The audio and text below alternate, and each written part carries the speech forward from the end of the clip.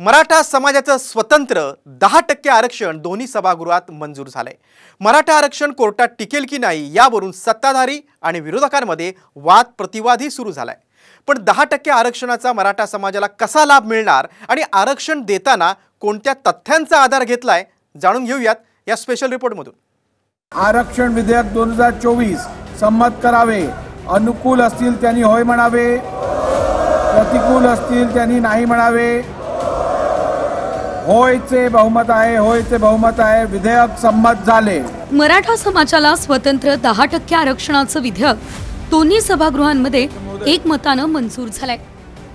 मराठा आरक्षण विधेयक मंजूर झाल्यानंतर मुख्यमंत्री शिंदे आणि उपमुख्यमंत्री फडणवीस यांच्यासह महायुतीच्या इतर नेत्यांनी विधान भवन परिसरात जल्लोष केला। यावेळी शिंदे फडणवीसांनी मराठा आरक्षणाचा गुलाल उधळला। तर ज्या मराठा समाजानं तुमच्या डोक्यावर गुलाल उधळला त्यांची फसवणूक करताना काही वाटलं नाही का, असा सवाल जरांगे यांनी सरकारला केला।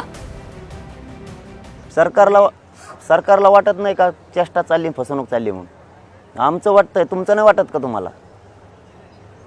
तुम्ही जाणून बुजून लोकांना खाली मान घालायला लावता एवढ्या मोठ्या समुदायाला।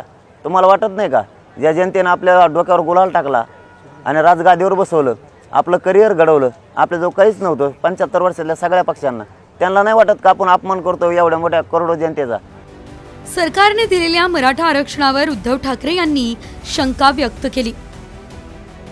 मराठा आरक्षण टिकेल की नाही यावरून ठाकरे, शिंदे आणि फडणवीसांमध्ये जुंपल्याचं पाहायला मिळालं। जी 50% आरक्षणाची मर्यादा ओलांडली ते मगाशी तुम्हाला मी वाचून दाखवलं। कोर्टाने आपल्याला, सुप्रीम कोर्टाने पण ते आपल्याला अधिकार दिले आणि तो आपला अधिकार आहे आणि म्हणून यामध्ये आपण हा जो कायदा करतोय तो पूर्णपणे टिकेल आणि कायदेशीर निकषावर टिकून राहील या बाबतीमध्ये आपण शंका बाळगण्याचं कारण नाही। आपण खात्रीपूर्वक या ठिकाणी तो टिकूया।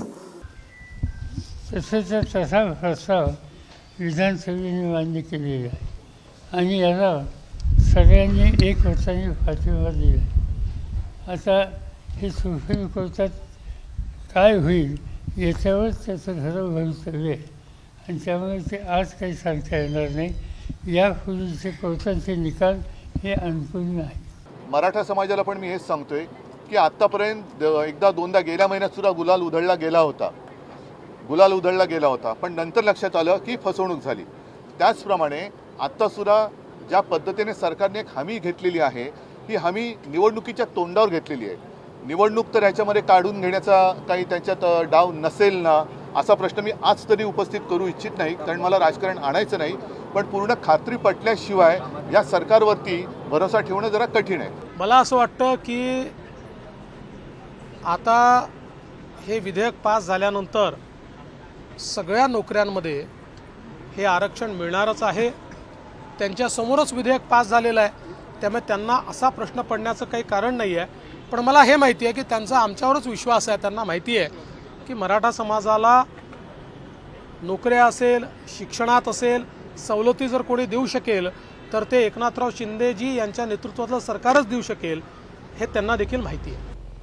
मराठा समाजासाठी मंजूर झालेल्या 10% आरक्षणानुसार राज्य सरकारी नोकऱ्या आणि शिक्षण संस्थांमध्ये हे आरक्षण लागू होणार आहे। सोबतच राज्य सरकारी मंडळ, महामंडळ, संविधानिक संस्था यांच्यामध्ये आरक्षण मिळणार आहे। मात्र मराठा समाजाला राजकीय आरक्षण याचा लाभ घेता येणार नाहीये।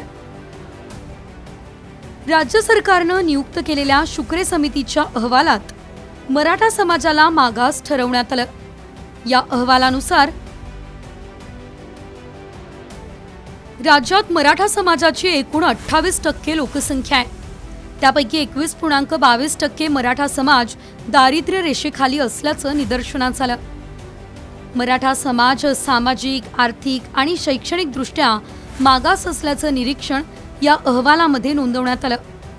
तर एकूण मराठा समाजापैकी 84% मराठा समाज आरक्षणासाठी पात्र असल्याचा दावा या अहवालामध्ये करण्यात आला। या अहवालात आत्महत्या केलेल्या शेतकऱ्यांपैकी 94% शेतकरी हे मराठा समाजातले असल्याचा महत्त्वाचा मुद्दा मांडण्यात आला। मराठा समाजाची आर्थिक स्थिती ढासळत असून समाजाला वेगळा प्रवर्ग असणं गरजेचं आहे, ही नोंद समितीनं केली। याशिवाय मराठा समाजाला दिलेल्या आरक्षणाचा प्रत्येक 10 वर्षांनी आढावा घ्यावा असंही या अहवालामध्ये नमूद करण्यात आलं। मराठा समाजाला स्वतंत्र आरक्षण मंजूर झाल्यानंतर मराठा नेते अशोक चव्हाण यांनी आरक्षण टिकेल असा विश्वास व्यक्त केला, तर बच्चू कडू यांनी जरांगेंना उपोषण सोडण्याचं आवाहन केलं। मला वाटतंय की 10% आरक्षण हे आज दिल्यामुळे, आणि अर्थातच अहवाल मी पाहिलेला नाही, पण अहवालाच्या मध्ये असलेल्या तरतुदी लक्षात घेता, मराठा समाजाचा मागासले पण लक्षात घेता, यातून निश्चितच की आरक्षण निश्चित टिकेल। आणि सर्व विचार करून 2 पावलं मागं घेऊन पुन्हा लढता येतं। आंदोलन आज थांबवलं म्हणजे उद्या लढता येत नाही, असे काही पाबंदी कोणावर नाही आहे। म्हणून माझा एक त्यांचं सवंगडी म्हणून मला विनंती आहे की त्यांनी तब्येतीला जपून सध्या आपला उपोषण थांबवावं। आगामी निवडणुकांमध्ये मराठा आंदोलनाचा फटका बसू नये म्हणून महायुती सरकारनं आरक्षणाची तरतूद केल्याचा आरोप विरोधकांकडून केला जातोय। दुसरीकडे मनोज जरांगे यांनी पुन्हा आंदोलनाचा इशारा दिलाय। त्यामुळे आता मराठा समाजाची पुढची भूमिका काय असेल याकडे सर्वांचंच लक्ष लागलंय। ब्युरो रिपोर्ट, साम टीव्ही न्यूज।